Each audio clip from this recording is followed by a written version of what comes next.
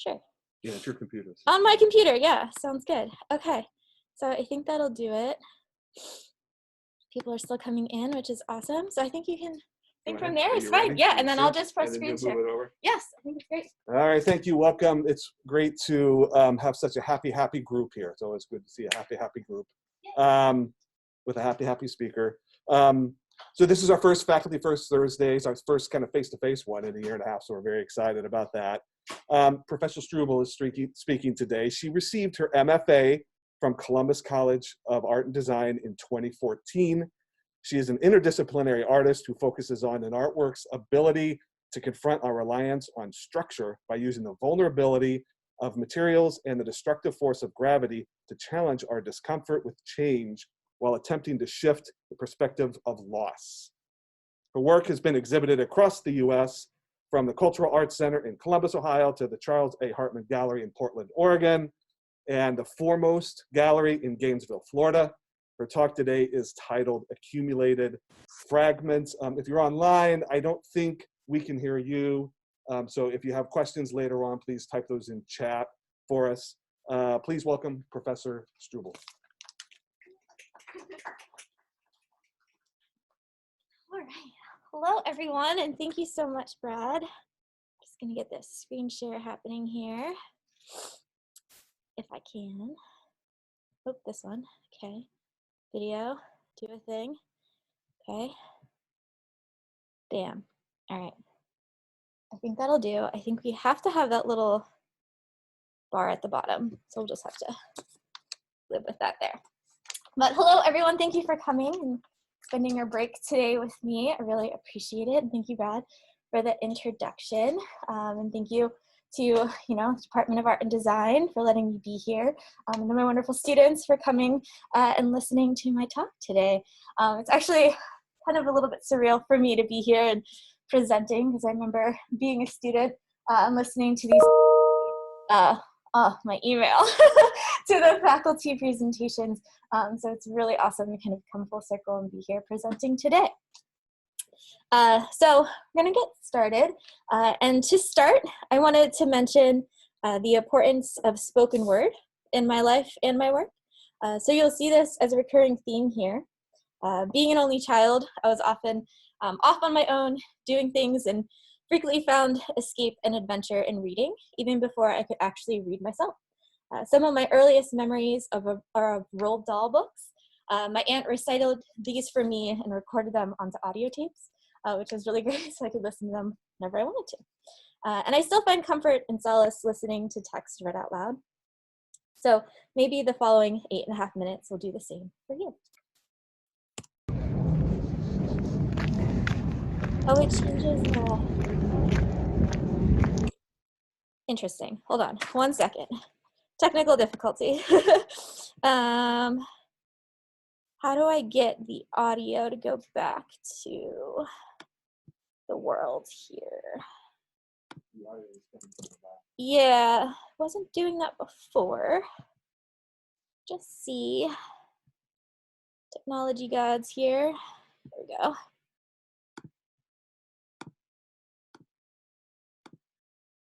Retry.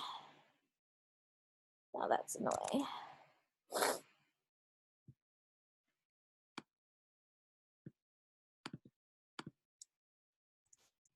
There we go.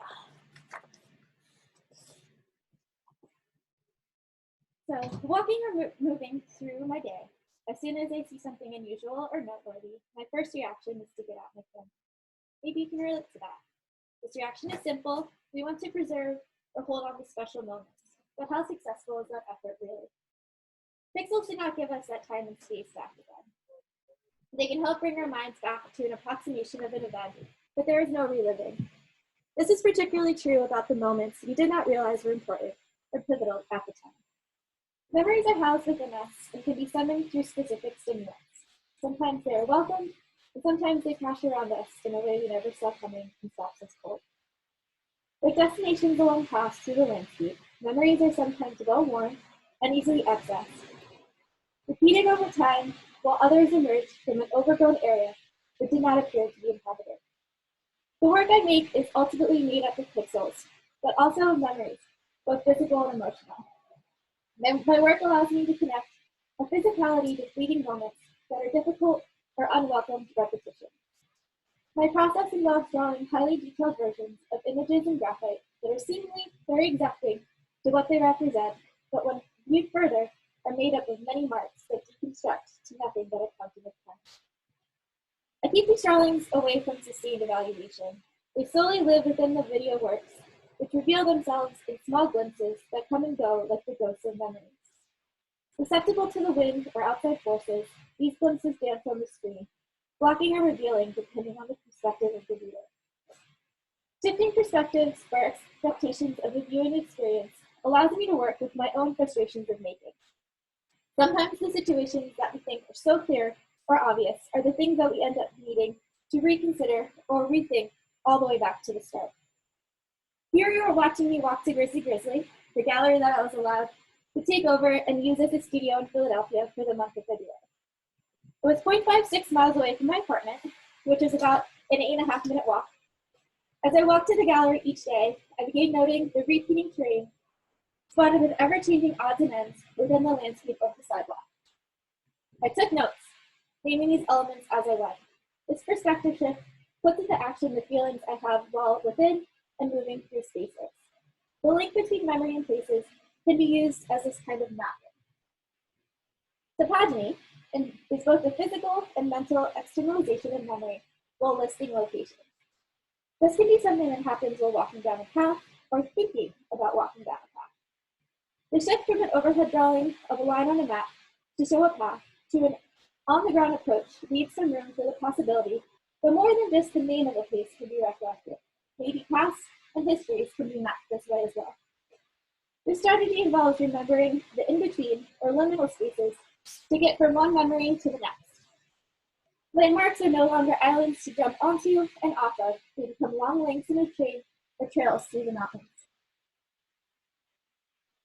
Long patch of cracked sidewalk, tall dry grass on either side, 4 dark green poles that mark the end of another trail. Trail markers like this one that marks the entrance to the Anza State Park. The first day we hiked out to the backcountry to what we would call home for the next week. We hiked for 10 hours in the hot and the dry, a distant feeling from the cold and damp of February in Philadelphia.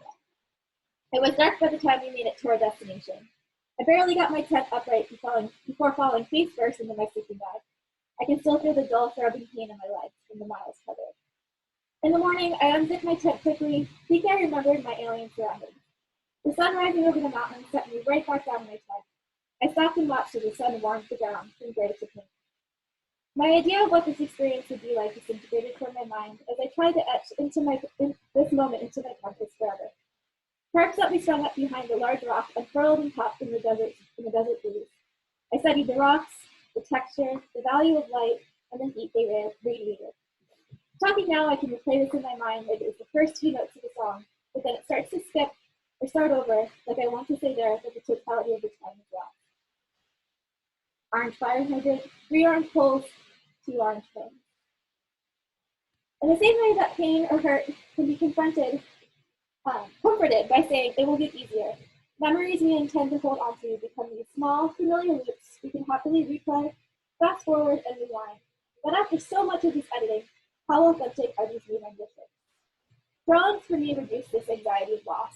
The experience in making the work is always surpassed by the final piece and the potential it holds.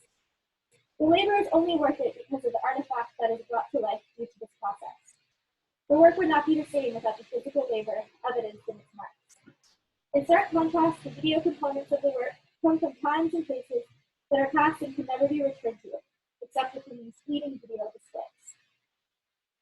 As evidence for the phenomenon of revisiting the same place for vacation or partaking in a specific tradition, I question if we ever get that first experience again. Or do we feel like attachment to these places now just because of this past memories? As we walk the spaces in that past have housed strong memories, our current experience becomes affected, and the space and memory become entangled. Stitching together memories, the recollection of space, layer together the physical and emotional quality of memory. There are 2 perspectives that can be taken on place. 1, places are sites of residence or economic activity, just backdrops for human enterprise. Ahistorical and have the ability to change hands or be replaced. Second, and in contrast, places can be seen as fixed locations, specific, eternal. These spaces do not change identity. Place in terms of where things have happened, where things are, as opposed to where we are. As I have studied and researched ideas around concepts of place, I have come to have great respect for the way the Cherokee people have their identities and histories tied to the land and places, even down to the directional names that are common in speaking about places. In addition to north, south, east, and west, there's also up, down, and here, meaning that the place is here, and we are just somewhere around it as opposed to being in the center of it. I am going there, compared to the Cherokee way of saying, there I am going. Paths and trails access into nature on a micro and macro scale. Living things follow trails to maneuver their surroundings. Not all trails are equal. American Indian routes were the most efficient ways to move through the land. Over time, they evolved to become bridle paths, wagon roads, paved roads, and even highways, some of which survive today, at least in part along the original courses. The history of this subject, as it relates to land, is full of abhorrent and inhuman crimes against native peoples by European settlers. This truth of all the land that I have been fortunate enough to walk over, and this stuff motivates me to continue learning about these histories. So this marks the first and arguably most important part of my process, which is research. But as we get close to the gallery, it is time to move to the next stage.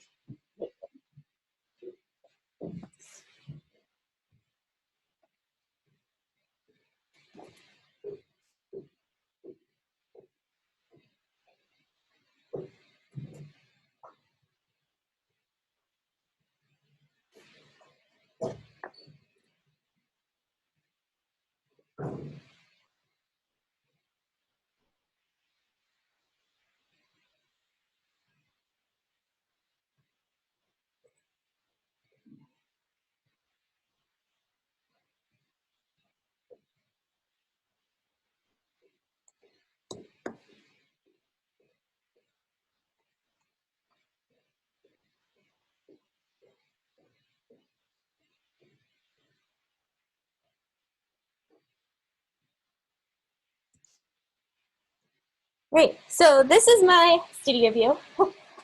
As I first started working at Grizzly, this is the awesome artist collaboration in Philly that allowed me to take over their gallery space during the pandemic and the quarantine. So I got to use the space however I wanted in terms of working, but also setting up a show at the end. So as you can see here, quintessential artist materials, pizza and coffee. So, and a start of a drawing. So as kind of move into a space, one of the first things I usually do is unroll a really big sheet of paper and start to work. And I really love working on walls. I love the unexpected texture and the way that it starts to inform some of the mark making that I put into the drawing itself. And this drawing becomes the kind of everyday activity, going in, working on the drawing, spending some hours, and then kind of calling it a day when I can't do that anymore. But on the other hand, this kind of work of being there, moving just a little bit further down the page, isn't the most sustainable way of working in terms of every day, day in and day out. So I do this. I go out somewhere with my green screen, which is just a really fancy piece of green fabric, and I put it in different situations. I tend to kind of venture around my home, places that I'm familiar with, some places that I think have potential for video. And I think about the green screen almost like an eraser. So I'm going through, I'm putting it into this space and letting nature in some way, the wind or the snow, affect the green screen. And a lot of it is me standing there with the video camera, waiting for something to happen. So really great outtakes like this happen where nothing happens, which is also kind of interesting sometimes. This next piece I'm going to show really fast because as I mentioned in my intro there, I do not like the drawings to be too big of a part of the kind of presentation here, but I do think that's kind of a bonus for you being here and seeing behind the scenes of the working process.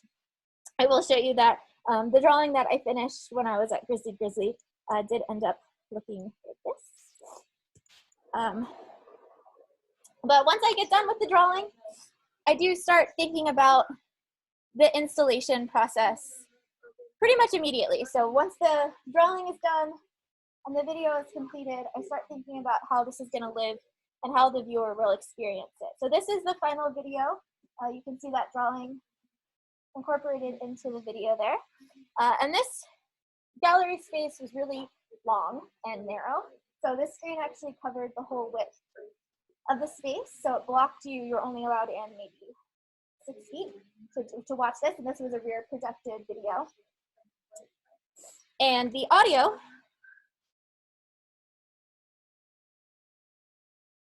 is a recounting of the things I was seeing on my daily walk to and from the gallery. So thinking about that idea of topogeny and how we can work through our memories and mapping as a way of getting to and from spaces by naming or listing what we're seeing.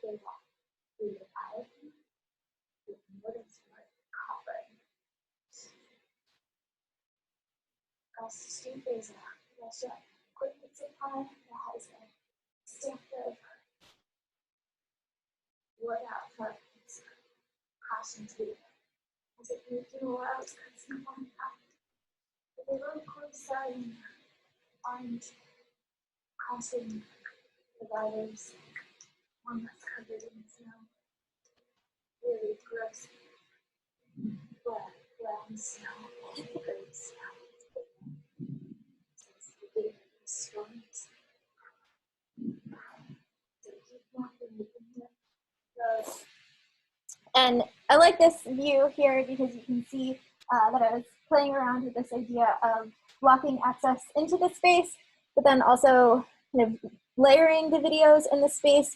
That video on the wall back there is kind of projected behind and up tall and at an angle, so you couldn't quite get the view of it that maybe you were hoping for, but it starts to bring up some ideas that I was thinking about in terms of memories that surface or come to light when we maybe don't want them to, and things that kind of trigger our subconscious to bring those moments into our conscious. So this quote by Jean-Paul Sartre from the Psychology of Imagination really kind of encapsulates this idea for me. So memory image, halfway between pure memory and memory reinscribed in perception, at the stage where recognition blossoms in the feeling of deja vu, corresponds to an intermediary form of imagination, halfway between fiction and hallucination, namely the image component of the memory image. So in my mind, that little video up on the top there is almost like a little deja vu, like something that is kind of popping up that you want to kind of watch and be maybe a more part of or figure out or understand, but it's just not quite accessible.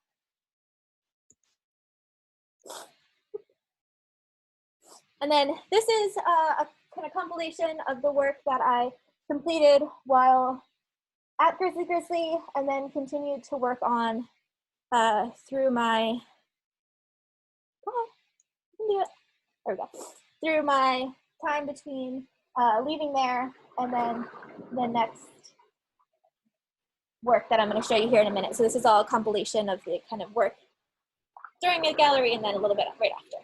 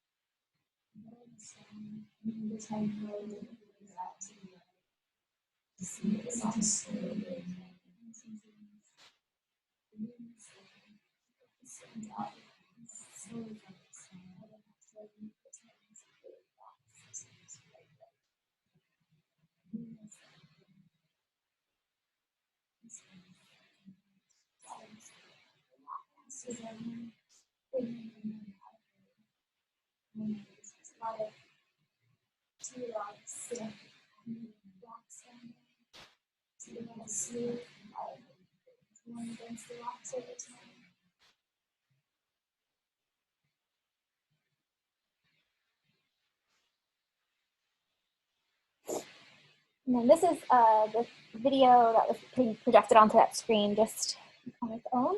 And because this doesn't have audio, I feel like I can talk a little bit about what I came out of my installation time at Grizzly and my making time. I was really interested in kind of documentation of time and space, and also how memory ends up being this very ingraspable kind of concept and idea, and I was just kind of playing around and seeing what could happen, really, is what I was kind of ending up with. And I was really excited, and I was working, and it felt great because I was like coming from pandemic and all of the things that were just really big roadblocks during that making time.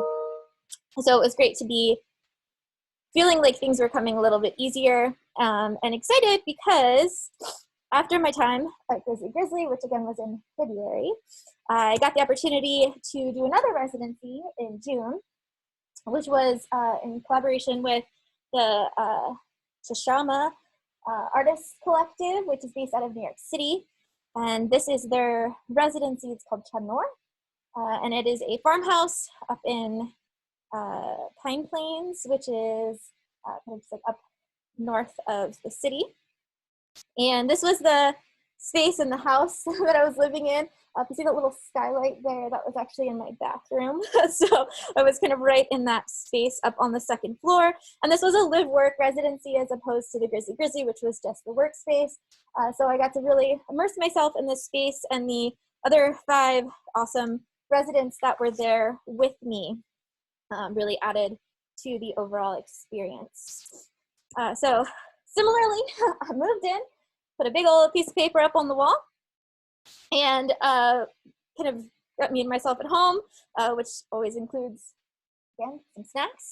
As I was looking through, I did not realize how many snacks I had documented, but apparently it's an important part of my process, you know? So I started in on a drawing, big drawing. My goal, I had put this big piece of paper up that was 8 feet long, and my goal was I was going to make an 8-foot long drawing, which was about 5 feet tall, by the end of the month that I was there. But obviously this is not something that you can do, you know, 12 hours a day, every day for 30 days. You know, I tried, but you need some other things going on too. So I also started to go out and experiment a little bit in the landscape and brought my trusty green piece of fabric with me. She's been through a lot of stuff, you can imagine.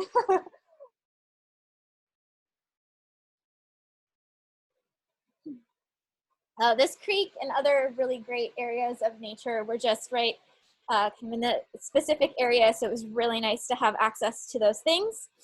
And also, this really cool tub that I had in my bathroom, the clawfoot tub, and ended up being a really critical part of one of the pieces that I ended up making. So as I was working, again, outside or doing these kind of spontaneous videos, but also hard at work working on my drawings, I eventually got to the place where the drawing started getting close to being finished. And I began to think about the installation. So on the wall back there is the big wall piece. And then this one in the front, and the wall piece is called Resolved Shift. The piece in the front is kind of like a sculpture, drawing, video mashup piece called Non-Submerged. And I began to really think about what these pieces represented to me and how they're important and kind of what they were kind of representing as like the next trajectory to my work. And for me, this piece really in the front here really represented that for me. Even though I'd spent so much time on that back piece, and I'll talk about that in a second, this front piece really started kind of speaking to me in a different way. So this is the back wall piece here, and I'll talk about it before I have a very conflicted relationship with this piece, but and I'll talk about that, you know. So this wall piece was intense, as you can imagine. It was a lot of work and very time consuming. My fellow residents kept asking if they could see it. How's it going? You know, I'd come down to dinner and I'd have, you know, my wrist brace on, and they'd be like, what's happening up there? And I was like, you know, it's trugging along. So, you know, I really had this vision of an end goal, right? I wanted to get to that end of the paper. But as time went on, I started realizing this is kind of like an empty victory. I was going to get to the end, and it was just going to be this thing that I had finished, and, you know, maybe that wasn't what this piece actually needed. So I started thinking about what could actually finish this piece. And just a little bit about this piece specifically. The drawing in the back, which you can see is the pine tree with the branches coming across, is actually an image taken from a landscape of a place that I lived for a long time. And I was kind of hoping through, you know, putting this piece as like a goal, working through it, and it was kind of this, you know, monumental thing that I was going to work through. I was hoping to have some kind of catharsis or this kind of ending or like sense of overcoming something once I got to the end of it. And that was, you know, like from day one, I was like, great, I'm going to do this thing. It's going to feel so good when it's over. I'm going to love every second of it. But ultimately, what I kind of set as my goal just ended up not being right. You know, after being in the studio working that whole month, working on these videos on the side and things like that, I just kind of changed my perspective of what this piece should be. So I decided to kind of let it go right when I realized that, and it was maybe like a week left in the residency. And as you can see, that's where this kind of right side comes in. So I just stopped. I said, okay, enough with the drawing. It's like physically hurting me. It doesn't feel like this is what this like destiny of this piece is. So I started just kind of left it, didn't know what to do with it. I started doing some other things, and then I realized I went to, there was a falls called Bish Bash Falls, which I love the name of, and I was looking at the light in the trees, and I realized that this is kind of like a piece about growth for me, and change, and not so much about overcoming something in this very like victorious way, but really just thinking about how time moves forward and time moves on and things grow and change, and I think for me, completing this piece with this, what ended up being a projection image of these leaves from that spot that I was sitting and thinking about this, felt right, felt like the right thing to kind of bring this piece together. So the left is just the drawing, the middle is the overlap of the two, it's kind of complex, can't really see the space It's supposed to be sort of hard to understand, a little ambiguous, and then the right is the projection of the leaves. So the other piece that I was working on, which was supposed to be kind of an experiment, but I ended up sort of falling in love with, was this piece. So as you can kind of remember from that install, this was laying on the ground and had a projection onto it. And the layers of this piece are numerous. So there's a drawing, which is actually sitting on. And then there's a video from the tub playing, and which is a green screen, but it's technically a pink piece of felt that floated, being sort of spun around in the tub by the shower attachment thing. And then I dropped out that and then replaced it with the drawing. So that's how you see the drawing sort of spinning around. And then I projected that onto this piece of plaster that I molded and kind of made there in the studio. And what I loved about it, it was actually a plastic bag, and it ended up almost having these like grass shapes on it that mirrored what the drawing is of. And so then I videoed the projection playing on the plaster piece. So I recorded that and now replayed that. So that's why there's two plaster pieces. So there's the projected plaster piece and then the actual plaster piece there in space.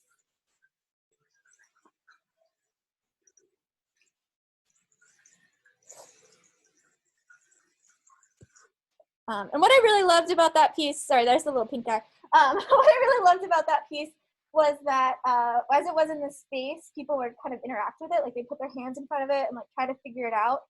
And I love that kind of interaction of like trying to think about your memories and what memories are and what is happening in my space right now. And then I moved on from the residency, kind of had to come home, you know, they kick you out eventually, and came back to my home studio, which is really just a wall in my bedroom. Still with my snacks, you know, good old dry cereal snack. And this is the piece that I did recently. So this is the piece that's up in the faculty show.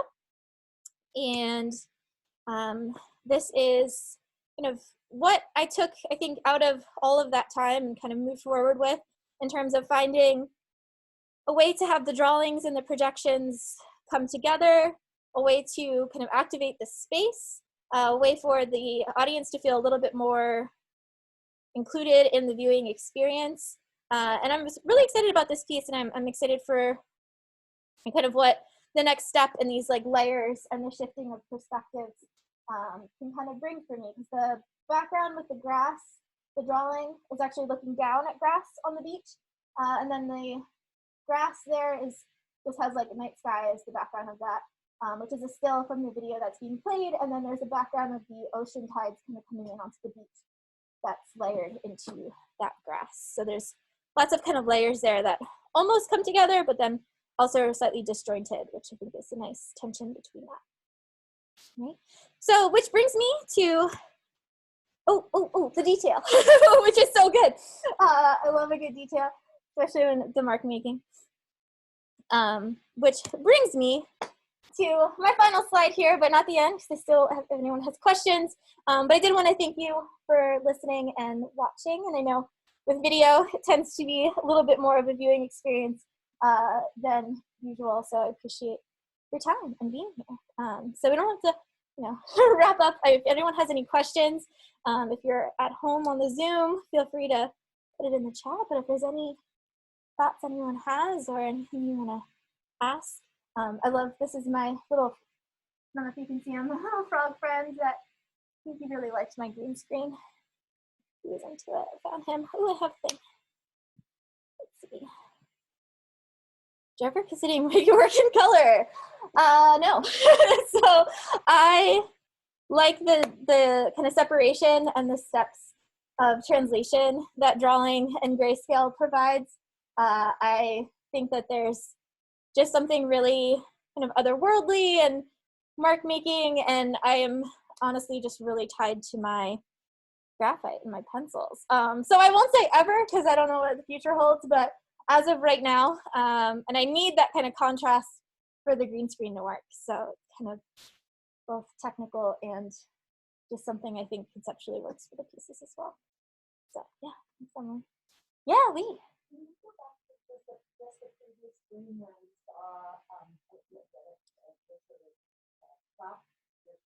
Yeah, the detail view? Sure. I don't have a mouse, so I'm just trying to find. No. I'm gonna make it happen. Oh, there we go. Or I'm not. All right. Okay. Okay, here we go. There we go. One of the reasons I think is interesting is if you use a sense of drawing, I found myself in the practice because I love the seeing the piece, and I found myself sort of aiming for this view. Because then it seemed like there was a way that then that thing that you're talking about, the commingling, became more profound for me. Totally. And the sort of edges of the draw and the drawingness of the drawing. I lost it as an object. Right. And I got more involved in what marks you made. Yeah, so, I think that is definitely the thing.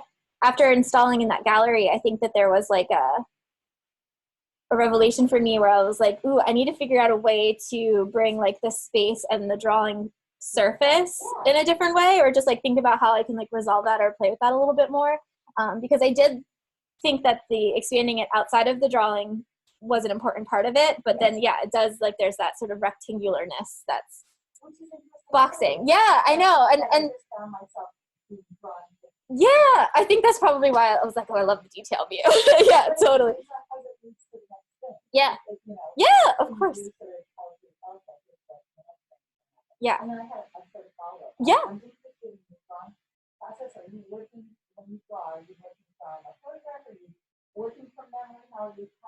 Oh, it's very much from a photograph. Yeah. So the idea is like I really want to like recreate like pixel by pixel as close as I can because of that sort of fallacy of photos being able to capture a moment and keep it alive, right? Because there's like just that sort of materiality of it that sort of stops it short. So I think it's really important for me to literally like lose myself in it being so big, and I'm literally just like copying tone like bit by bit. That's why the drawings kind of go from left to right, because I just start working where my hand won't smudge, and I just kind of work my way across, which also has this really interesting sort of like printer effect. You know, like if your printer like, you know, has a clogged head or something and it like sort of stops, I feel like every time I pause for the day, I'm like, oh, you know, clogged, time to call it a day. Too much. Yeah. Yeah, Sam.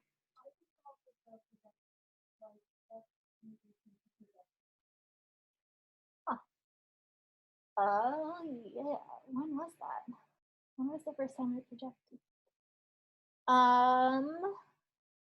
I think actually when I started teaching video art here, I was kind of transported into video art land and, you know, researching for that class. And, you know, I put together like a whole history of video art, and I really wanted to just, you know, get knowledgeable about all of the things. And then I started seeing all these really awesome pieces of projection. And I always loved projections, like as an experience in a gallery. Like that was always one of my favorite. I was so drawn to it. You know, it's like a moth to a flame. I love that kind of light, like alluring light that happens with projections. And this just doesn't have the same presence as like a screen, right? I think there's something to that kind of glow, and then you can stand in front of it. That's really interactive. And I think it was just kind of a natural progression for me from, because I was working very sculpturally for a while and then started space and time, and I've always loved drawing, so I kind of got back to it. But I missed that kind of space inhabiting quality that sculpture has. So I think projection was a way for me to still draw, still work in that kind of on the wall format, but still include some of the space and the surroundings. Which I think is why I love that piece that's on the floor, which I still haven't quite figured out what to do with that thing. It's still like an anomaly in my work, but I still like love it, and I think there's something to it.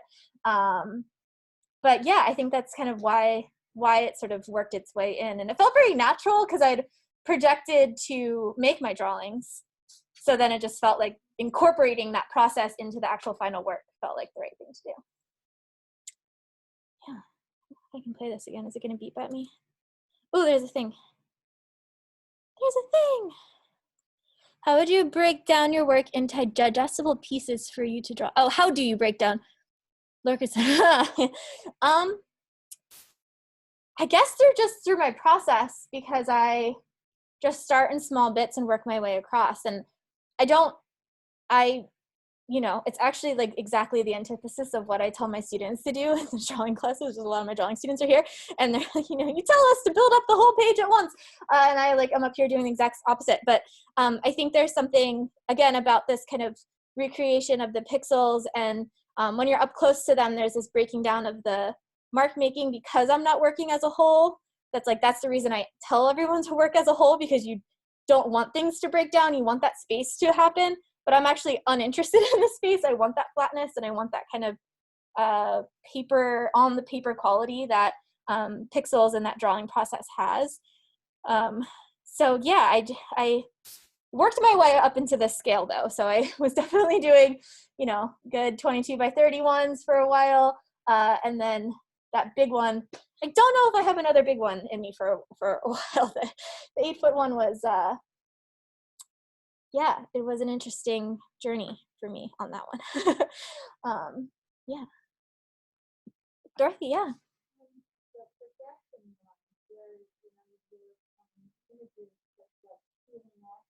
Mm-hmm. Mm-hmm. Mm-hmm. Thank you.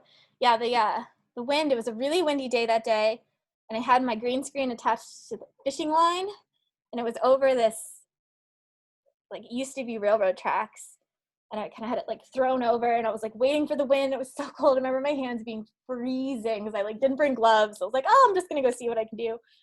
Always bring gloves. So I was there, and my hands are so cold, and the video camera's rolling, and I'm as soon as I go to put my hands in my pockets or call it, a big gust of wind's gonna come, and it's gonna be the moment I'm waiting for. So I do try to embrace those sort of spontaneous moments, but sometimes they're the worst because it never happens when you want it to. But thank you. Yes, I appreciate that. That is one of my favorite ones, but it's it's one of my shorter videos because it's there's so much downtime between the gusts of wind that it's hard to, nature would cooperate more and be easier. Yeah, Question. Sure. So one thing that was really fun for me was many of the pieces to think about scale. One of the videos where you show where you have the green cloth that you release. When you first saw it, it looked like it was 20 or 30 feet. It's a scale. And then when you release the cloth, you can see your finger and the cloth floating there. It's wait, that's not 20 feet or 30 feet. Yeah. It's 2 feet. And there are a couple other pieces that were like that. And maybe this is a very basic question, but did you think about that at all when you were doing this? Is that was that a part of it? Sure. Yeah, I love that change in scale. Yeah. That's definitely those shifts in perspective and the way that maybe you're expecting one thing and then another thing happens. And I think that, especially with the grass, I think that's why I love grass so much, because it looks like sometimes you're really up close to it, and then suddenly it's oh wait, that's moving in the distance and it's actually really large. So there's something about those kind of anonymously scaled objects in nature that I think is really fascinating. And I want to kind of dive into that a little bit more too, because I think that's, good layering. Oh, is there a thing? When making such a big detailed piece, how do you handle getting overwhelmed with the detail and with the big piece is? I've never done one that big. Yeah, well, I think the detail for me is what makes the big pieces really interesting, because sometimes I don't know what I'm drawing. I'll kind of get to a part and I sort of have to just trust that, just kind of keep going. And it's a little bit of I think artists throw that around a lot. It's a meditative process. And it's no, you just zone out and then realize oh, it's been 4 hours. And, sometimes I'll just be going and going and not really realize what's kind of happening And I do have to step back, and I remember that first that the pine needles, they have like these sort of fireworky looking like things that shoot off the tree. And I remember drawing, like getting to that part and being like, oh, I think I can do this. I'm like, this is maybe gonna work out. So I was like doing it, and then I had to like step back, and that's actually one where I was like stepping in front of the projector a lot and seeing, you know, what was happening and if it was kind of coming through. So there was a little bit of technique to it, especially when you're drawing something for the first time that's a little bit different. That was actually one of the things that I draw tend to be a little bit flatter, like looking straight down at them. And that was the first one that was kind of a space and looking out into the space, like looking at something that was vertical and had some dimension to it. So I think I stepped back and looked at how that was all coming together a little bit more. But yeah, it's just a process of doing a little bit, stepping back, turning the lights on, you know, blocking it with my body, and just seeing how it's coming along, and just kind of trusting your instincts. And, you know, I think with that big one, what it ended up being a little bit of a fear was, you know, what if I get to a certain point and kind of ruin it? But luckily I don't think that happened.